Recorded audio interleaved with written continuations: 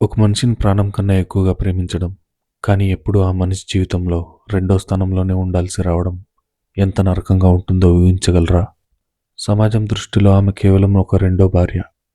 అప్పటికే ఒకరు నిర్మించుకున్న గూటిలో వేరొకరి జ్ఞాపకాల మధ్య తనకంటూ ఒక చిన్న చోటును వెతుక్కోవడం ఎంత కష్టమో మీకు తెలుసా? ఇది కేవలం ఒక కథ కాదు. అడుగడుగున పోలిక, అవమానాలు ఎదుర్కొంటూ కూడా మౌనంగా బాధ్యతను మోసే ఎందరో స్త్రీల గుండె చప్పుడు. ఆ త్యాగం వెనుక ఉన్న అసలైన యుద్ధం ఈ కథ. ఆ రోజు శ్రావణ శుక్రవారం. కానీ వసుధ ఇంట్లో మాత్రం పెళ్లికల పూర్తిగా లేదు. అందరి ముఖాల్లో సంతోషం కంటే ఏదో తెలియని బరువు, ఒక రకమైన జాలి స్పష్టంగా కనిపిస్తున్నాయి. పట్టుచీర కట్టుకుని తలనిండా పూలు పెట్టుకుని వసుధ అద్దం ముందు కూర్చుంది. ఆమె కళ్ళల్లో కొత్త జీవితం పట్ల ఉండాల్సిన ఆశ కంటే భయం ఎక్కువగా ఉంది. వసుధ, త్వరగా రామ్మా, ముహూర్తం దాటిపోతుంది అని ఆమె తల్లి పిలిచినప్పుడు వసుధ ఉలిక్కిపడింది. ఇది ఆమెకు మొదటి పెళ్లి కాదు, కానీ ఆమె జీవితంలో జరగబోయే అతిపెద్ద మార్పు. ఆమె చేసుకోబోయేది రఘురామ్ని. అతను ఒక భార్య చనిపోయిన వ్యక్తి. అతనికి అప్పటికే 5 ఏళ్ల పాప ఉంది. రఘురామ్ మొదటి భార్య సంధ్య చనిపోయి 2 ఏళ్లవుతుంది. ఇంట్లో చిన్నపిల్ల ఉందని, ఇల్లు చూసుకోవడానికి ఒక మనిషి కావాలని రఘురామ్ తల్లిదండ్రులు బలవంతం చేస్తే తప్ప అతని ఈ పెళ్లికి ఒప్పుకోలేదు. వసుధ పరిస్థితి వేరు. పేదరికం, కుటుంబ బాధ్యతలు ఆమెని ఈ నిర్ణయాన్ని తీసుకునేలా చేశాయి. కనీసం ఆ పాపకైనా తల్లి అవుతావు కదా అని బంధువు అన్న మాట ఆమె చెవిలో ఇంకా మారుమోగుతున్నాయి. తాలి కట్టే సమయంలో రఘురామ్ కళ్ళు వసుధ వైపు చూడలేదు. అతని చూపు శూన్యంలోకి చూస్తుంది. బహుశా ఆ క్షణంలో అతనికి తన మొదటి భార్య సంధ్య గుర్తొచ్చి ఉండొచ్చు. మెడలో 3 ముళ్ళు పడుతున్నప్పుడు వసుధ కనిపించింది. ఈ 3 ముళ్ళు నన్ను ఈ ఇంటికి బంధిస్తున్నాయి, లేక సంధ్య లేని లోటును పూడ్చే ఒక సాధనంగా మారుస్తున్నాయా అని. పెళ్లి చాలా నిరాడంబరంగా జరిగింది. బ్యాండ్ మేళాలు లేవు, సందడి లేదు. వచ్చిన వాళ్ళందరూ గుసగుసలాడుకుంటున్నారు. పాపం రఘురామ్, సంధ్య ఎంత అందంగా ఉండేది, ఈ అమ్మాయి ఆమె కాలిగోటికి కూడా సరిపోదు అని ఒకరు. అయినా పిల్ల కోసం చేసుకున్నాడు, కానీ లేకపోతే ఈ సంబంధం అతనికి అవసరమా అని మరొకరు.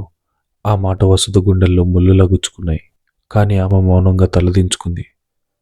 రెండో భార్యగా అడుగు పెడుతున్నప్పుడు ఓర్పు అనేది ఆభరణం కంటే ముఖ్యమని ఆమెకు ఆ క్షణం అర్థమైంది. రఘురామ్ ఇంటికి చేరుకున్నాక గృహప్రవేశం జరిగింది. కుడికాలు పెట్టి లోపలికి వస్తున్నప్పుడు వసుధ ఆ ఇల్లు కొత్తగా అనిపించలేదు, కానీ ఆమెకు స్వాగతం పలుకుతున్నట్టు కూడా అనిపించలేదు. ఆ ఇల్లు మొత్తం సంధ్య జ్ఞాపకాలతో నిండి ఉంది. హాల్లో అడుగు పెట్టగానే గోడ మీద ఉన్న పెద్ద ఫోటో వసుధను పలకరించింది. అందులో సంధ్య, రఘురామ్, వారి కూతురు చిన్ని నవ్వుతూ ఉన్నారు. ఆ ఫోటోలో ఉన్న ఆనందం ఇప్పుడు ఆ ఇంట్లో ఉన్న నిశ్శబ్దానికి పూర్తిగా విరుద్ధంగా ఉంది. వసుధ ఆ ఫోటో వైపు చూసి ఒక్క క్షణం ఆగిపోయింది. ఆ ఫోటోలోని సంధ్య కళ్ళు తననే ప్రశ్నిస్తున్నట్టు అనిపించింది. నువ్వు నా స్థానాన్ని తీసుకోగలవా అని.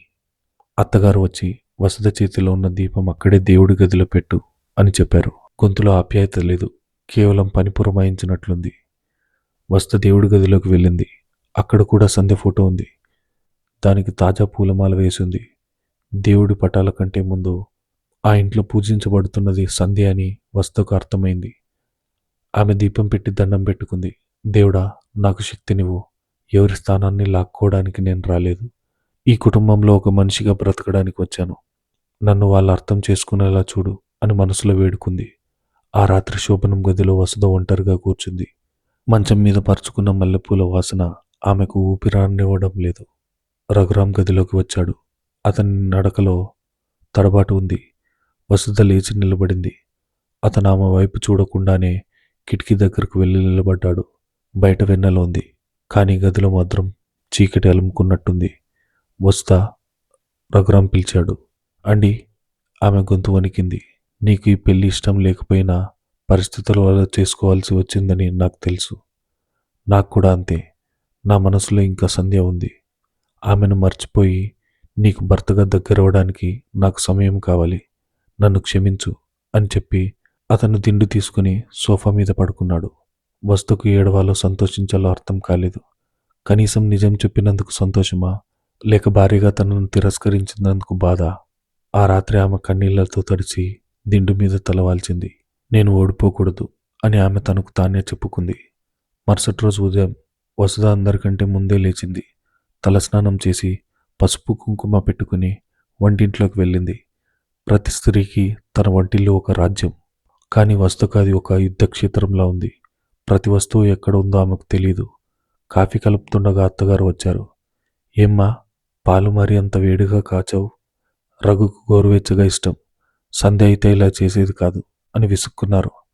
మొదటి విమర్శ, మొదటి పోలిక. వస్తే ఏం మాట్లాడకుండా పాలు చల్లార్చి కాఫీ కలిపించింది. రఘురాం హాల్లో పేపర్ చదువుతున్నాడు. వసుధ కాఫీ కప్ అందించి పక్కన నిలబడింది. అతను ఒక సిప్ చేసి చిన్నగా ముఖం చిట్లించాడు. కానీ ఏమనకుండా తాగేశాడు. ఆ నిశ్శబ్దం వసుధకు మాటల కంటే ఎక్కువ బాధ కలిగించింది. కాఫీ బాగోలేదని తిట్టినా బాగుండేది, కానీ కనీసం స్పందించనంత పరాయి దానిలా చూడ్డం ఆమెకు భరించలేనిదిగా ఉంది. అప్పుడే చిన్ని నిద్రలేచి వచ్చింది. 5 ఏళ్ల పాప. నిద్రమత్తులో కళ్ళు నులుముకుంటూ అమ్మా, ఆకలేస్తోందని పిలిచింది. ఆ పిలుపు వినగానే వసుధ గుండెల్లో సంతోషం ఉప్పొంగింది. ఆమె చిన్ని దగ్గరకు పరిగెత్తుకెళ్ళి, రా తల్లి, ఇప్పుడే టిఫిన్ పెడతాను అంటూ పాపనెత్తుకోబోయింది. కానీ చిన్న వసుధను చూడగానే ఉలిక్కిపడింది. వసుధ స్పర్శ తగలగానే పాప ఒక్కసారిగా వెనక్కి తగ్గింది. ఆ చిన్నారి కళ్ళల్లో భయం, అయోమయం కనిపించాయి. నువ్వు మా అమ్మవు కాదు, మా అమ్మెక్కడా అని గట్టిగా ఏడవడం మొదలుపెట్టింది. ఆ మాటలు వసుధ గుండెను ముక్కలు చేశాయి. రఘురాం వెంటనే వచ్చి చిన్నిని ఎత్తుకున్నాడు. ష్, చిన్ని, అమ్మ దేవుడి దగ్గరికి వెళ్ళింది కదా నాన్న. ఆమె వసుధ ఆంటీ, మనతోనే ఉంటుంది అని సర్ది చెప్పాడు. అమ్మ అని కాకుండా ఆంటీ అని పరిచయం చేయడం వసుధకు ఇంకో దెబ్బ. కానీ ఆమె మౌనంగా ఉండిపోయింది. పాప ఏడుపు ఆపలేదు. వసుధ చేసిన ఉప్మా తినడానికి చిన్ని నిరాకరించింది. నాకు అమ్మ చేసి పెట్టినట్టే కావాలి అని మారం చేసింది. ఆ రోజు మధ్యాహ్నం వసుధ వంట చేస్తుండగా పక్కింటావిడ పంచదార అరవు కోసం వచ్చింది. ఆమె పేరు సుశీల. నోటి దురుసు మనిషి. వంటింట్లోకి తొంగి చూస్తూ, ఏమ్మా వసుధ, అలవాటు పడ్డావా? సంధ్య చేతి వంట అమృతంలా ఉండేది. ఈ ఇంటికి ఎవరొచ్చినా ఆమెను మర్చిపోలేరు. నీకు కష్టమేలే అని నవ్వుతూ చెప్పింది. ప్రయత్నిస్తానండి అని వసుధ చిన్నగా సమాధానమిచ్చింది. అయినా ఆ పిల్ల నిన్ను దగ్గరకు రానివ్వడం లేదంటగా. సవితల్లి ప్రేమని పిల్లలు అంత తేలిగ్గా నమ్మలేరు. జాగ్రత్తగా ఉండు, లేకపోతే లోకం నిన్ను రాక్షసి అంటుంది అని భయపెట్టి వెళ్ళిపోయింది. ఆ మాటల్లో నిజం లేకపోలేదు. వసుధ ఏం చేసినా అది సవితి తల్లి ప్రేమగానే కనిపిస్తుంది. అన్నం తినిపించడానికి వెళ్తే బలవంతం చేస్తున్నానంటారు. దండించడానికి వెళ్తే హింసిస్తానంటారు. ఈ కత్తి మీద సాము ఎలా చేయాలి? సాయంత్రం అత్తగారు వసుధని పిలిచారు. వసుధ, బీరువాలో సంధ్య చీరలున్నాయి, చాలా ఖరీదైనవి. అవన్నీ అలాగే మూలుగుతున్నాయి. నువ్వు కట్టుకో, నీకు సరిపోతాయి అని చెప్పారు. వసుధ నిర్ఘాంతపోయింది. చనిపోయిన మొదటి భార్య చీరలు కట్టుకుని ఆమె భర్త ముందు తిరగాల? ఇది ఏ రకమైన శిక్ష? అత్తయ్య, నా దగ్గర నా చీరలున్నాయి కదా అని నసిగింది. ఉంటే ఉండనివే, అవి పాడిపడిపోతాయి కదా. అయినా రఘురాంకి ఆ రంగులంటే ఇష్టం. నువ్వు అవి కట్టుకుంటే వాడికి కూడా కొంచెం సంతోషంగా ఉంటుంది అని ఆమె ఆజ్ఞాపించినట్లు చెప్పారు. వసుధకు ఇది చాలా అసౌకర్యంగా అనిపించింది. ఒక పక్క భర్త తనను తాకడానికి ఇష్టపడటం లేదు. మరో పక్క అత్తగారు తనను సంధ్యలాగా మార్చాలని చూస్తున్నారు. తనకంటూ ఒక ఉనికి, ఒక వ్యక్తిత్వం లేదా? కేవలం సంధ్య ప్రతిబింబంలానే బతకాలా? ఆ రాత్రి అత్తగారి బలవంతం మీద వసుధ సంధ్యకి ఇష్టమైన నీలం రంగు పట్టు చీర కట్టుకుంది. అద్దంలో చూసుకుంటే ఆమెకు తను కనిపించలేదు. ఎవరో పరాయి స్త్రీ కనిపిస్తోంది. హాల్లోకి వచ్చినప్పుడు రఘురాం టీవీ చూస్తున్నాడు. వసుధను చూడగానే అతను షాక్ అయ్యాడు. అతని కళ్ళల్లో కోపం, బాధ ఒక్కసారి కదలాడాయి. ఎవరు కట్టుకోమన్నారా చీర అని గట్టిగా అరిచాడు. వసుధ భయంతో వణికిపోయింది. అత్తయ్య, అమ్మ చెప్తే కట్టుకుంటావా? అది సత్య చీర. ఆమె ఆఖరిసారిగా గుడికి వెళ్ళినప్పుడు కట్టుకుంది. దయచేసి వెళ్ళి మార్చుకో. ఇంకెప్పుడు ఆమె వస్తువులు ముట్టుకోవద్దు అని సీరియస్గా చెప్పి గదిలోకి వెళ్ళిపోయాడు. వసుధ కళ్ళల్లో నీళ్లు సుడులు తిరిగాయి. అత్తగారేమో కట్టుకోమంటారు, భర్త ఏమో ముట్టుకోవద్దంటారు. వీరిద్దరి మధ్య తను ఒక ఆటబొమ్మలా మారిపోయింది. గదిలోకి వెళ్ళి ఆ చీరను విప్పేసి తన సాధారణ నూలు చీరను కట్టుకుంది. ఆ పట్టు చీర మడత పెడుతుంటే ఆమె చేతులు వణికాయి. సంధ్య, నువ్వు చనిపోయినా ఈ ఇంటిని ఇంకా శాసిస్తున్నావు. నేను బతికున్నా లేనట్టే అని కన్నీరు పెట్టుకుంది. కొన్ని రోజులు గడిచాయి. వసుధ ఆ ఇంట్లో ఒక పని మనిషిలా మారిపోయింది. వండడం, వడ్డించడం, ఇల్లు శుభ్రం చేయడం, అంతే. రఘురామ్ ఆఫీస్కి వెళ్ళిపోతాడు. చిన్ని స్కూల్కి వెళ్ళిపోతుంది. సాయంత్రం వచ్చాక చిన్ని తండ్రితోనే గడుపుతోంది. వసుధ వాళ్ళ మధ్యలోకి వెళ్ళడానికి ప్రయత్నించిన ఒక అదృశ్య గోడ ఆమెను ఆపేస్తుంది. ఒకరోజు సాయంత్రం విపరీతమైన వర్షం పడుతోంది. చిన్ని స్కూల్ బస్ దిగింది. తడిసి ముద్ద ఇంట్లోకి వచ్చింది. వసుధ కంగారుగా టవల్ తీసుకుని పరిగెత్తింది. అయ్యో చిన్ని, తడిచిపోయావా? రా, తల తుడుస్తాను అంది. చిన్ని విసుగ్గా, వద్దు, నేనే తుడుచుకుంటా అని టవల్ లాక్కొని లోపలికి వెళ్ళిపోయింది. ఆ రాత్రి చిన్నికి తీవ్రమైన జ్వరం వచ్చింది. శరీరం కాలిపోతుంది. రఘురామ్ ఆఫీస్ పని మీద ఊరు వెళ్ళాడు. ఇంట్లో అత్తగారు వస్తా చిన్ని మాత్రమే ఉన్నారు. అత్తగారికి కాళ్ళ నొప్పులు, మంచం దిగలేరు. చిన్ని జ్వరంతో అమ్మ అమ్మ అని కలవరిస్తుంది. వస్తుకు ఏం చేయాలో పాలుపోలేదు. బయట వర్షం, అర్ధరాత్రి సమయం. డాక్టర్కి ఫోన్ చేస్తే స్విచ్ ఆఫ్ అని వస్తుంది. వస్తు ధైర్యం తెచ్చుకుని వంటింట్లోకి వెళ్ళి వాము శొంఠి కలిపి కషాయం చేసింది. తడిగుడ్డ తీసుకుని చిన్ని నుదుటి మీద పట్టీలు వేయడం మొదలుపెట్టింది. చిన్ని స్పృహలో లేదు. వసుధ రాత్రంతా చిన్ని పక్కనే కూర్చుంది. ఆమె కాళ్ళు ఒత్తుతూ జ్వరం తగ్గేలా చూసుకుంది. నన్ను అమ్మ అనుకోకపోయినా పర్లేదు చిన్ని, కానీ నువ్వు బావుండాలి అని వసుధ కన్నీళ్లతో పాప తల నిమిరింది. తెల్లవారుజామున చిన్ని కళ్ళు తెరిచింది. జ్వరం తగ్గింది. పక్కనే తలవాల్చి నిద్రపోతున్న వసుధను చూసింది. వసుధ చేతిలో ఇంకా తడిగుడ్డ ఉంది. చిన్నికి మసకగా రాత్రి గుర్తొస్తుంది. ఎవరో తన తల నిమురుతున్నారు. ఎవరో జోల పడుతున్నారు. అది అమ్మ స్పర్శలాగే అనిపించింది. కానీ ఇప్పుడు చూస్తే వసుధ ఉంది. చిన్ని చిన్నగా వసుధ చేయి పట్టుకుంది. ఆ స్పర్శకు వసుధకు మెలకువ వచ్చింది. చిన్ని, ఇప్పుడు ఎలా ఉంది నాన్న అని ఆతృతగా అడిగింది. చిన్ని కొంచెం సేపు మౌనంగా ఉంది. ఆకలేస్తోంది అంది. ఆ చిన్న మాట వసుధకు ₹1,00,00,000 ఆస్తి దొరికినంత సంతోషాన్ని ఇచ్చింది. ఇప్పుడే వేడివేడిగా గంజి కాస్తాను అని వసుధ లేచింది. కానీ అసలైన పరీక్ష ఇంకా ముందుంది. రఘురామ్ టూర్ నుండి తిరిగి వచ్చాడు. అత్తగారు ఉదయాన్నే లేచి, రఘు, నిన్న రాత్రి చిన్నికి జ్వరం వస్తే ఈ వసుధ దానికి ఏదో కషాయం పోసింది. డాక్టర్ దగ్గరికి తీసుకెళ్లలేదు. పిల్లకి ఏమైనా అయితే ఎవరు బాధ్యత అని ఫిర్యాదు చేసింది. నిజానికి ఆమె భయంతో అలా అని ఉండొచ్చు. కానీ అది వసుధ మీద నేరారోపణలా మారింది. రఘురామ్ కోపంతో వసుధ వైపు తిరిగాడు. పిల్లకి జ్వరం వస్తే డాక్టర్ని పిలవాలి, కానీ నీ నాటు వైద్యం ఎందుకు చేశావు? చిన్ని నాకు ప్రాణం. దానికి ఏదైనా జరిగితే వసుధ నోట మాట రాలేదు. తను రాత్రంతా పడ్డ కష్టం, చూపించిన ప్రేమ అన్నీ బూడిదలో పోసిన పన్నీరయ్యాయి. తను ఏం చేసినా తప్పేనా? అప్పుడు గదిలోంచి చిన్ని బయటకు వచ్చింది. నాన్న, అందరూ చిన్ని వైపు చూశారు. నాన్న, వసుధ అంటే నన్ను బాగా చూసుకున్నారు. రాత్రంతా నిద్రపోకుండా నా పక్కనే ఉన్నారు. అమ్మలాగే నా తల నిమిరారు. ఆంటీని అరవకు అని చెప్పింది. ఆ గదిలో ఒక్కసారిగా నిశ్శబ్దం ఆవరించింది. రఘురామ్ ఆశ్చర్యపోయాడు. అత్తగారు నోరు మూసుకున్నారు. వస్తు కళ్ళల్లో నుండి కన్నీళ్లు ఆగకుండా కారుతున్నాయి. కానీ అవి బాధతో వచ్చినవి కాదు. మొదటిసారి ఈ ఇంట్లో గెలిచిన ఆనందంతో వచ్చినవి. కానీ చిన్ని చివరి మాట వసుధ ఆలోచనలో పడేసింది. అమ్మలాగా అంటే తను ఎప్పటికీ అమ్మలాంటి మనిషేనా? కానీ అమ్మ కాలేదా? ఈ లాంటి అనే పదం తన జీవితాంతం వెంటాడుతుందా?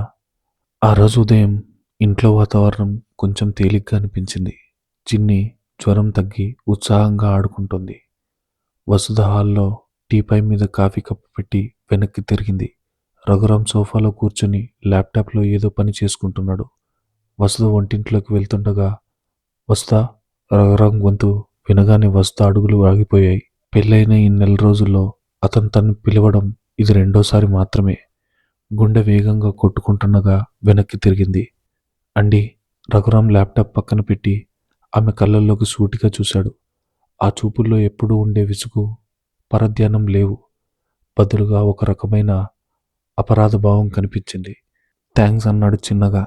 వసుధకు అర్థం కానట్టు చూసింది. నిన్న రాత్రి చిన్ని విషయంలో నేను అనవసరంగా కోపడ్డాను. నువ్వు డాక్టర్ కంటే బాగా చూసుకున్నావు. నా భయాన్ని నీ మీద కోపంగా చూపించాను. ఐఎమ్ వెరీ సారీ అని చెప్పాడు. వసుధ గొంతులో మాట రాలేదు. ఆ ఒక్క మాట కోసం ఆమె ఎంతగానో ఎదురు చూసింది. ఈ ఇంట్లో తనకు గుర్తింపు లభించిన మొదటి క్షణం అది. ఆమె కళ్ళు చెమర్చాయి. కానీ వాటిని దాచుకుంటూ పర్లేదండి, చిన్ని నాకు కూడా కూతురే కదా అని చెప్పి వంటింట్లోకి వెళ్ళిపోయింది. వంటింట్లో గ్యాస్ స్టవ్ వెలిగిస్తూ వస్తు చిన్నగా నవ్వుకుంది. ఆ నవ్వులో గెలుపు లేదు, తృప్తి ఉంది. ఆ రోజు ఆమె చేసిన వంటల్లో రుచి మరింత పెరిగింది. ఆదివారం నాడు రఘురాం మేనత్త కూతురు పెళ్లి పత్రిక ఇవ్వడానికి వచ్చింది. ఆమె పేరు కాంతమ్మ. నోటి దురుసుకి చాదస్తానికి మారుపేరు. ఆమెతో పాటు మరో ఇద్దరు బంధువులు కూడా వచ్చారు. హాల్లో కూర్చొని కాఫీ తాగుతూ కాంతమ్మ ఇంటినంతా పరిశీలనగా చూసింది. ఏరా రఘు, ఇల్లు కొంచెం మారినట్టుంది. ఆ గోడకున్న సందె ఫోటో ఎక్కడా, తీసేశావా అని అడిగింది. నిజానికి ఆ ఫోటోని వస్తు తీయలేదు, రంగులు వేయించడానికి కిందకి దించారంతే. రఘురాం తడబడుతూ, లేదత్తయ్య, పెయింటింగ్ కోసం తీశాం, మళ్ళీ పెడతామన్నాడు. కాంతం వసుధ వైపు ఒక లుక్ వేసింది. వస్తు అప్పుడే స్వీట్లు ప్లేట్లో పెట్టి తెస్తోంది. ఓ, ఈమె కొత్త కోడలా? బాగుందిలే, కానీ చూడ్డానికి మరీ అమాయకంగా ఉంది. సంధ్య అయితే ఇంటికి ఎవరొచ్చినా గలగలా మాట్లాడేది. ఈమెకు మాటలు వచ్చా, రావా అని నవ్వుతూ వెటకారం చేసింది. వసుధ తల దించుకుని స్వీట్లు అందించింది. కాంతమ్మ అంతటితో ఆగలేదు. ఏమ్మా, నీకు ఇదివరకే పెళ్ళయిందా, లేక ఇదే మొదటిదా? వయసు చూస్తే ముదిరినట్టుంది అని అందరి ముందు అడిగేసింది. ఆ ప్రశ్నకు వస్తు ముఖం మాడిపోయింది. రఘురాం కూడా ఇబ్బందిగా కదిలాడు. అత్తయ్య, ఆమెకు ఇది మొదటి పెళ్ళే, ఇంట్లో బాధ్యతల వల్ల ఆలస్యమైంది అని రఘురాం సమాధానం చెప్పాడు. అవునులేరా, బాధ్యతలు ఉన్నవాళ్లే ఇలాంటి సంబంధాలకు ఒప్పుకుంటారు. అయినా నీ అదృష్టం బాగుంది వస్తా. రఘులాంటి బంగారం లాంటి మొగుడు, రెడీమేడ్గా దొరికిన కూతురు, నువ్వు కష్టపడి కనాల్సిన పని కూడా లేదు అని క్రూరంగా మాట్లాడింది. కనాల్సిన పని లేదనే మాట వస్తు గుండెల్లో బాకులా దిగింది. అంటే తను ఎప్పటికీ తల్లి కాలేదా? చిన్నికి సవితల్లిగానే మిగిలిపోవాలా? సొంత బిడ్డను కనే అర్హత తనకు లేదా? వసుధ కళ్ళల్లో నీళ్లు సుడులు తిరిగాయి. కానీ ఆమె అక్కడి నుంచి వెళ్ళిపోలేదు. మౌనంగా నిలబడింది. అది ఆమె సహనానికి పరీక్ష. కొన్ని రోజుల తర్వాత పక్కింటి సుశీల ఇంట్లో వరలక్ష్మి వ్రతం జరిగింది. కాలనీలో ఉన్న ఆడవాళ్ళందరినీ పిలిచారు. అత్తగారు వస్తుతో, వెళ్ళిరామ్మా, నలుగురితో కలవకపోతే బాగోదు.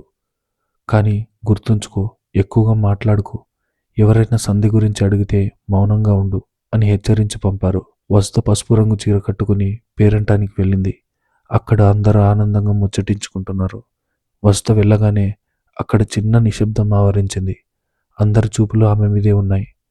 ఆమెను మనిషిలా కాకుండా ఒక వింత జంతువులా చూస్తున్నారు. ఒక ఆవిడ వచ్చి, నువ్వేనా రఘురాం గారి రెండో భార్యవి అని అడిగింది. ఆ రెండో అనే పదాన్ని ఒత్తి పలికింది. అవునండి అంది వస్త. సంధ్య పాపం ఎంత మంచిదో. ఆమె పోయాక రఘుగారు చాలా కుంగిపోయారు. నువ్వు వచ్చాక ఆయన కొంచెం కోలుకుంటున్నట్టున్నారు. అయినా సంధ్య స్థానాన్ని ఎవరు భర్తీ చేయలేరులే అని ఆవిడ నిట్టూర్చింది. అక్కడ ఉన్న ప్రతి ఒక్కరూ సంధ్య గురించి మాట్లాడుతున్నారు. వస్త అక్కడ ఉన్నా లేనట్లే. ఆమె ఉనికిని ఎవరూ గుర్తించడం లేదు. తాంబూలం తీసుకునే సమయం వచ్చింది. సుశీల అందరికీ తాంబూలం ఇస్తోంది. వసుధ వంతు వచ్చింది. సుశీల తాంబూలం ఇస్తూ, వసుధ, ఏమనుకోకు, మా ఇంట్లో ఆచారం ప్రకారం ముత్తైదువులు అంటే మొదటి భార్యలకే ముందిస్తాం. నువ్వు కొంచెం పక్కన నిలబడి అందరికీ ఇచ్చాక నీకు ఇస్తాను అని అందరి ముందు చెప్పింది. అది అవమానం కాదు, ఒక రకమైన సాంఘిక బహిష్కరణ. వసుధ కాళ్ళ కింద భూమి కంపించినట్టయింది. చేతిలో ఉన్న పసుపు కుంకుమ కింద పడేసినంత పని అయింది. సుశీల గారు, తాంబూలం తీసుకోవడానికి భార్యగా అర్హత ఉంటే చాలు కదా, మొదటిదా రెండోదా అని శాస్త్రాల్లో రాసిందా అని అడగాలనిపించింది. కానీ అత్తగారి మాటలు గుర్తొచ్చాయి. ఎక్కువగా మాట్లాడకు. వసుధ మౌనంగా పక్కకు వెళ్ళి నిలబడింది. కన్నీళ్లు బుగ్గల మీద నుండి జారిపోతుంటే తన కొంగుతో తుడుచుకుంది. ఆ క్షణం ఆమెకు అనిపించింది, ఈ సమాజంలో రెండో భార్య అంటే ఒక అదనపు మనిషి మాత్రమేనని. ఆమెకు ఆత్మగౌరవం ఉండకూడదా? వసుధ ఇంటికి తిరిగి వచ్చేసరికి ఆమె ముఖం వాడిపోయింది. కళ్ళు ఎర్రగా ఉన్నాయి. హాల్లో రఘురాం, చిన్ని ఆడుకుంటున్నారు. వసుధను చూడగానే చిన్ని పరిగెత్తుకొచ్చింది. ఆంటీ, నా కోసం లడ్డు తెచ్చారా అని అడిగింది. వసుధ చిన్నిని చూడగానే దుఃఖం పొంగుకొచ్చింది. ఆమెను గట్టిగా హత్తుకుంది. చిన్నికి అర్థం కాలేదు. ఏమైందాంటీ? రఘురాం గమనించాడు. వసుధ చేతిలో తాంబూలం లేదు. వసుధ, ఏమైంది? పేరంటంలో ఎవరైనా ఏమైనా అన్నారా అని అడిగాడు. వసుధ ఏమీ మాట్లాడకుండా గదిలోకి వెళ్ళి తలుపు వేసుకుంది. ఆమె వెక్కి వెక్కి ఏడవడం బయటకు వినిపిస్తుంది. రఘురాంకి విషయం అర్థమైంది. పక్కింటి సుశీల నోటి దురుసు గురించి అతనికి తెలుసు. అతను వెంటనే సుశీల ఇంటికి వెళ్ళాడు. అక్కడ ఇంకా కొందరు ఆడవాళ్ళు ఉన్నారు. రఘురాంని చూడగానే ఆశ్చర్యపోయారు. ఏంటి రఘుబాబు, ఇలా వచ్చావు అని సుశీల అడిగింది. రఘురాం ముఖం గంభీరంగా ఉంది. సుశీల గారు, మా ఆవిడ మీ ఇంటికి పేరంటానికి వచ్చింది. ఆమె ఏడ్చుకుంటూ వెనక్కి వచ్చింది. ఆమెకు తాంబూలం ఇవ్వలేదని తెలిసింది. ఎందుకు అని నిలదీశాడు. అదేం లేదు బాబు, మా ఆచారం అని నసిగింది సుశీల. ఆచారం పేరుతో ఒక మనిషిని అవమానించడం ఏ దేవుడు చెప్పాడు? సంధ్య చచ్చిపోతే ఆ బాధను దిగమింగుకుని నా కూతురు కోసం, నా కుటుంబం కోసం వసుధ ఈ ఇంటికి వచ్చింది. ఆమె త్యాగం ముందు మీ ఆచారాలు చాలా చిన్నవి. ఆమె నా భార్య. ఆమెకు దక్కాల్సిన గౌరవం దక్కకపోతే నేను సహించను అని గట్టిగా చెప్పి వెనక్కి తిరిగాడు. అక్కడ ఉన్న ఆడవాళ్ళందరూ నోరెళ్ళబెట్టారు. రఘురాం ఎప్పుడూ ఇంత గట్టిగా మాట్లాడలేదు. అది సంధ్య కోసం కాదు, వసుధ కోసం చేసిన యుద్ధం. రఘురాం ఇంటికి వచ్చి వసుధ గది తలుపు తట్టాడు. వసుధ తలుపు తీసింది. వసుధ, జరిగిన దానికి క్షమించు. ఇంకెప్పుడు నిన్ను ఎవరు అలా అవమానించకుండా నేను చూసుకుంటాను. నువ్వు రెండో భార్యవు కాదు, ఈ ఇంటికి ఇప్పుడు ఉన్న ఏకైక దిక్కు అని అన్నాడు. ఆ మాటలు వసుధ గాయపడిన మనసుకి మందు రాసినట్టు అనిపించాయి. ఆమె రఘురాం వైపు చూసింది. అతనిలో ఇప్పుడు కేవలం భర్త మాత్రమే కాదు, ఒక తోడు దొరికినట్టు అనిపించింది. ఆ సంఘటన తర్వాత వసుధలో ఆత్మవిశ్వాసం పెరిగింది. రఘురాం మద్దతు ఆమెకు కొండంత బలాన్నిచ్చింది.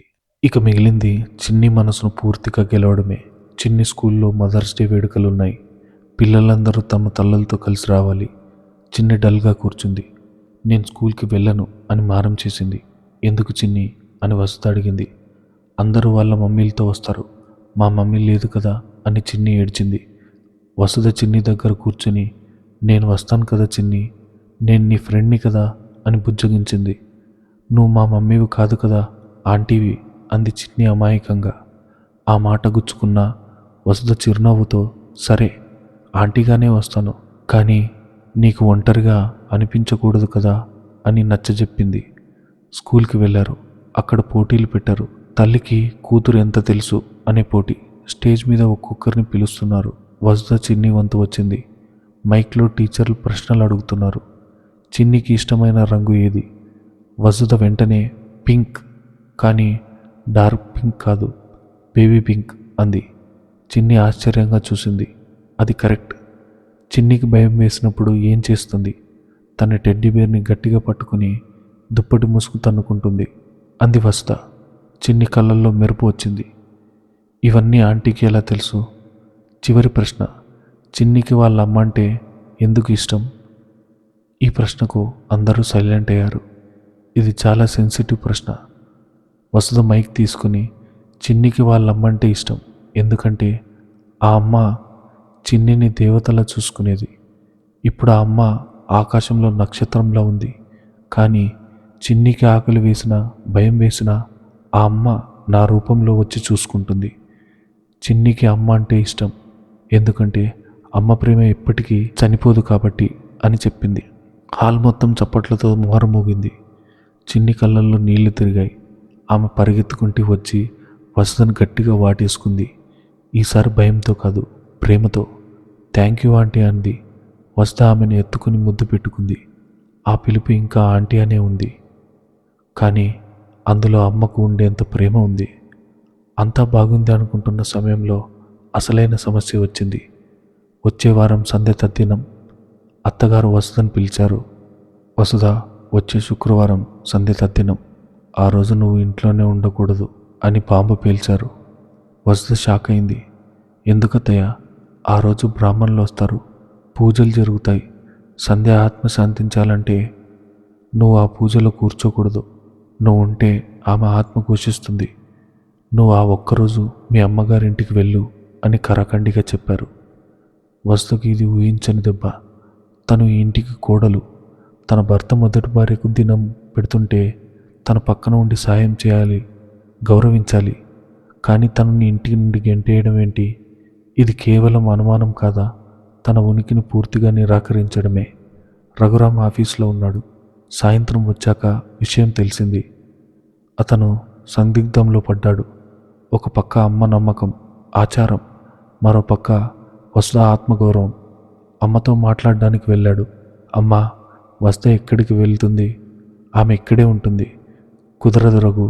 నువ్వు ఆమె ఫోటోకి దండం పెడుతున్నప్పుడు పక్కన ఇంకో భార్య ఉంటే సంధ్య ఆత్మ ఎలా శాంతిస్తుంది? శాస్త్రం ఒప్పుకోదు అని తల్లి భీష్మించుకొని కూర్చుంది. ఆ రాత్రి వసుధ నిద్రపోలేదు. తన బట్టలు సర్దుకుంటోంది. రఘురామ్ గదిలోకి వచ్చాడు. వసుధ, నువ్వు వెళ్ళాల్సిన అవసరం లేదు. నేను అమ్మను ఒప్పిస్తాను. వసుధ తల పైకెత్తి కన్నీళ్లతో నవ్వింది. వద్దండి, సంధ్యగారి ఆత్మ శాంతించడం ముఖ్యం. నేను వెళ్తాను. కానీ ఒకటి గుర్తుంచుకోండి, నేను ఈ ఇంటి నుండి వెళ్తున్నాను కానీ మీ జీవితం నుండి కాదు. నేను తిరిగి వస్తాను కానీ అప్పుడు నేను రెండో భార్యగా కాదు, మీ అర్ధాంగిగా పూర్తి హక్కులతో అడుగు పెడతాను అని చెప్పింది. కానీ వసుధ మనసులో ఒక నిర్ణయం తీసుకుంది. తను ఎప్పుడూ ఇలా సర్దుకుపోతే బతకలేదు. ఈ తద్దినం రోజు ఏదో ఒకటి జరగాలి.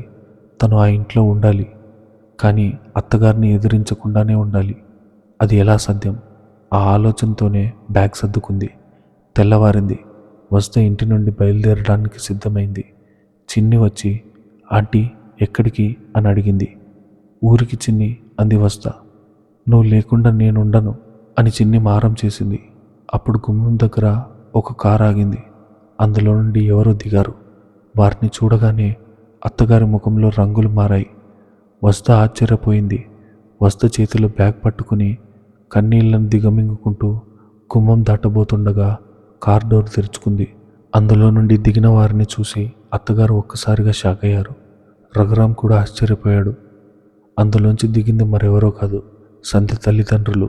శేఖర్రావు గారు, సావిత్రమ్మ గారు. చనిపోయిన కోడలి తల్లిదండ్రులు ఆ రోజు రావడం చూసి అత్తగారు కంగారు పడ్డారు. వీళ్ళు ఇప్పుడెందుకు వచ్చారు? వసుధ ఇంట్లో ఉండడం చూస్తే గొడవ చేస్తారేమో అని భయపడ్డారు. సావిత్రమ్మ గారు నేరుగా వసుధ దగ్గరకు వచ్చారు. వసుధ చేతిలో ఉన్న బ్యాగును చూసి, ఎక్కడికి బయలుదేరావు వసుధ? ఏదైనా ఊరు వెళ్తున్నావా అని అడిగారు. వసుధ తలదించుకొని మౌనంగా ఉంది. అత్తగారు కలవ చేసుకుని, అదేం లేదు సావిత్రి గారు, రేపు సంధ్య తద్దినం కదా, ఆ కార్యక్రమం జరుగుతున్నప్పుడు వసుధ ఇక్కడ ఉండడం బాగోదని, సాంప్రదాయం కాదని వాళ్ళ అమ్మగారి ఇంటికి పంపిస్తున్నాను అని చెప్పారు. ఆమె గొంతులో తడబాటు స్పష్టంగా ఉంది. సావిత్రమ్మ గారు అత్తగారి వైపు తీక్షణంగా చూశారు. సాంప్రదాయమా? ఎవరి కోసం వదిన గారు?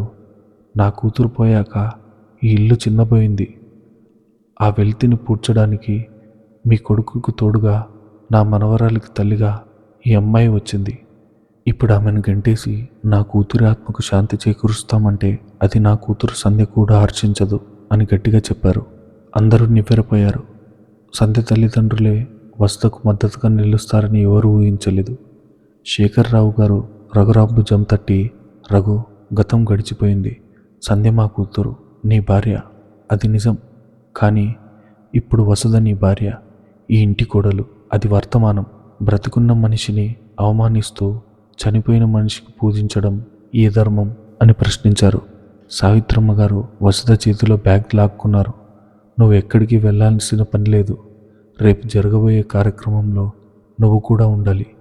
నా కూతురి బాధ్యతను తీసుకున్న నిన్ను గౌరవించడం మా ధర్మం అని చెప్పి వసుధను లోపలికి తీసుకెళ్లారు. అత్తగారు మౌనంగా ఉండిపోయారు. తన వాదనకు ఇక విలువేం లేదని ఆమెకు అర్థమైంది. కానీ మనసులో ఇంకా ఏదో అసంతృప్తి ఉంది. ఆ రాత్రి వసుధకు నిద్ర పట్టలేదు. సావిత్రమ్మ గారి మాటలు ఆమెకు కొండంత బలాన్ని ఇచ్చాయి. అందరూ పడుకున్నాక వసుధ హాల్లో ఉన్న సంధ్య ఫోటో దగ్గరకు వెళ్ళింది. ఆ ఫోటో వైపు చూస్తూ మనసులోనే మాట్లాడింది. సంధ్య గారు, మీ స్థానాన్ని లాక్కోవడానికి నేను రాలేదు. అది నాకు సాధ్యం కాదు కూడా. కానీ మీ చిన్నిని, మీ వారిని చూసుకునే అవకాశం నాకు దక్కింది. రేపు మీ తద్దినం. మీరు భౌతికంగా లేకపోయినా ఈ ఇంట్లో మీ జ్ఞాపకం ఎప్పుడూ ఉంటుంది. నన్ను ఆశీర్వదించండి. ఈ కుటుంబం నన్ను పూర్తిగా స్వీకరించేలా చూడండి అని కన్నీళ్లతో వేడుకుంది. తెలియకుండానే ఒక పువ్వు ఆ ఫోటో నుండి కింద పడింది. అది సంధ్య ఇచ్చిన ఆశీర్వాదంలో వసుధ కనిపించింది. ఆమె ఆ పువ్వును తీసుకుని కళ్ళకద్దుకుంది. మరుసటి రోజు ఉదయం ఇల్లు గంభీరంగా ఉంది. పురోహితులు వచ్చారు. మంత్రోచ్చారణ మొదలైంది. హాల్లో రఘురాం పీటల మీద కూర్చున్నాడు. పక్కన చిన్ని కూర్చుంది. వసుధ సాంప్రదాయబద్ధంగా పట్టుచీర కట్టుకుని దూరంగా నిలబడి అత్తగారు ఇంకా ఆమెను పూజలో కూర్చోవడానికి అనుమతించలేదు. వసుధ వంటింట్లో ఉండి నైవేద్యం వండుతోంది. పూజలో భాగంగా చిన్నిని పిండం ముట్టుకోమన్నారు. చిన్ని, తల్లి ఇది పట్టుకుని కాకులకు పెట్టు అని పురోహితుడు చెప్పాడు. చిన్ని దిక్కులు చూసింది. నాకు రాదు, వసుధ ఆంటీని పిలవండి అంది. అత్తగారు కల్లెర్ర చేశారు. ఉష్, ఆంటీ రాకూడదు, నువ్వే చెయ్యి అన్నారు. చిన్ని మారం చేసింది. ఆంటీ రాకపోతే నేను చేయను. రోజు నాకు అన్నం తినిపించేది ఆంటీనే. ఈరోజు కూడా ఆంటీనే రావాలి అని గట్టిగా ఏడవడం మొదలుపెట్టింది. ఆ పరిస్థితిని ఎలా చక్కదిద్దాలో ఎవరికీ అర్థం కాలేదు. చిన్ని ఏడుస్తుంటే పూజ ఆగిపోయింది. అప్పుడు సావిత్రమ్మ గారు లేచి వంటింట్లోకి వెళ్ళారు. వసుధ చేయి పట్టుకుని హాల్లోకి తీసుకొచ్చారు. వదిన గారు అంటూ అత్తగారి వైపు చూశారు సావిత్రమ్మ. పిల్ల మనసులో ఏముందో దేవుడికి తెలుసు. చిన్నికి ఇప్పుడు అమ్మంటే వసుదే. ఆ బంధాన్ని మనం ఎంత ఆపినా ఆగదు. రండి వసుధ, వచ్చి చిన్నితో కలిసి నైవేద్యం పెట్టు అని ఆదేశించారు. అత్తగారు చిన్ని ఏడుపు చూడలేకపోయారు. తన మూర్ఖత్వం వల్ల మనవరాల్ని ఏడిపిస్తున్నానని అనిపించింది. ఆమె మనసు కరిగింది. సరే రానివ్వండి అని చిన్నగా తల ఊపారు. ఆ క్షణం వసుధకు పునర్జన్మ లాంటిది. ఆమె వచ్చి చిన్ని పక్కన కూర్చుంది. చిన్ని సంతోషంగా వసుధ చేతిని పట్టుకుంది. ఇద్దరూ కలిసి పిండం సమర్పించారు. అక్కడ మంత్రాలు చదువుతున్న పురోహితుడు కూడా ధర్మేచ అర్థేచ అంటూ ఆశీర్వదించారు. అది కేవలం సంధ్యకు వీడ్కోలు కాదు, వసుధకు ఈ ఇంటి కోడలుగా జరిగే స్వాగతం కూడా. పూజ అయిపోయాక అందరూ భోజనాలకు కూర్చున్నారు. వసుధ వడ్డన చేస్తోంది. ఆమె చేసిన వంటలు రుచి చూసి బంధువులు మెచ్చుకుంటున్నారు. ముఖ్యంగా సంధ్యకి ఇష్టమైన పాయసం వసుధ అద్భుతంగా చేసింది. శేఖర్రావు గారు తింటూ అచ్చు సంధ్య చేసినట్టే ఉంది వసుధ. ఈ రుచి మాకు మళ్ళీ దొరుకుతుందని అనుకోలేదు అని కన్నీళ్లు పెట్టుకున్నారు. అందరూ వెళ్ళిపోయాక సాయంత్రం వేళ అత్తగారు వసుధని పిలిచారు. వసుధ భయంగా దగ్గరకు వెళ్ళింది. అత్తగారు తన చేతిలో బంగారు గాజులు తీసి వసుధ చేతికి వేశారు. వసుధ ఆశ్చర్యపోయింది. అత్తయ్య, ఇవి మా అత్తగారు నాకు ఇచ్చారు. నేను సంధ్యకిచ్చాను. ఆమె పోయాక ఇవి బీరువాలో మూలుగుతున్నాయి. ఇవి నీకే చెందుతాయి. నిన్ను రెండో దానిగా చూసినా నేను తప్పు చేశాను. కానీ ఈరోజు చిన్ని కళ్ళల్లో ఆనందం చూశాక అర్థమైంది. నువ్వు రెండో దానివి కాదు, మా ఇంటిని నిలబెట్టేదానివి. నన్ను క్షమించు అని కన్నీరు పెట్టుకున్నారు. వసుధ అత్తగారి కాళ్ల మీద పడి నమస్కరించింది. మీ ఆశీర్వాదం చాలద్దయ్యా అంది. ఆ ఇల్లు ఇప్పుడు నిజంగా వసుధ ఇల్లయింది. రాత్రయింది. అలిసిపోయిన చిన్ని నిద్రపోతుంది. వసుధ చిన్ని పక్కన కూర్చుని విసనకర్రతో విసురుతోంది. రఘురాం గదిలోకి వచ్చాడు. ఈరోజు జరిగిన పరిణామాలతో అతను చాలా ప్రశాంతంగా ఉన్నాడు. అతను వసుధ పక్కన కూర్చున్నాడు. వసుధ, చెప్పండి. ఈరోజు మా అత్తమామలు వచ్చి నాకు ఒక నిజం చెప్పారు. సంధ్య చివరి రోజుల్లో ఒక మాట అనిందంట. నా చిన్నికి మంచి తల్లి దొరకాలి, నాలాంటి తల్లి కాదు, నాకంటే మంచి తల్లి అని. బహుశా ఆ కోరిక వల్లే నువ్వు మా జీవితంలోకి వచ్చావేమో అన్నాడు రఘురాం. అతను వసుధ చేయి తన చేతిలోకి తీసుకున్నాడు. నాకు తెలుసు, నీకు ఇవ్వాల్సిన ప్రేమ, సమయం నేను ఇవ్వలేదు. కానీ ఇక నుండి అలా జరగదు. నువ్వు నా నీడవి కాదు, నా అర్ధాంగివి అని మనస్ఫూర్తిగా చెప్పాడు. అప్పుడే నిద్రలో ఉన్న చిన్ని కదిలింది. కలవరింతలో అమ్మా అని పిలిచింది. వసుధ, రఘురాం ఇద్దరూ ఆగిపోయారు. చిన్ని నిద్దట్లో వసుధ కొంగు పట్టుకుని అమ్మా వెళ్ళకు అంది. ఆ పిలుపు, అది కలవరింతలో వచ్చిన అందులో ఉన్న నిజాయితీ వసుధ గుండెను తాకింది. ఇన్నాళ్లుగా ఆంటీ అని పిలుపు వింటూ వచ్చిన వసుధ మొదటిసారిగా అమ్మ అనే పిలుపు వినగానే బోరున విలపించింది. అది దుఃఖం కాదు, మాతృత్వపు ఆనందం.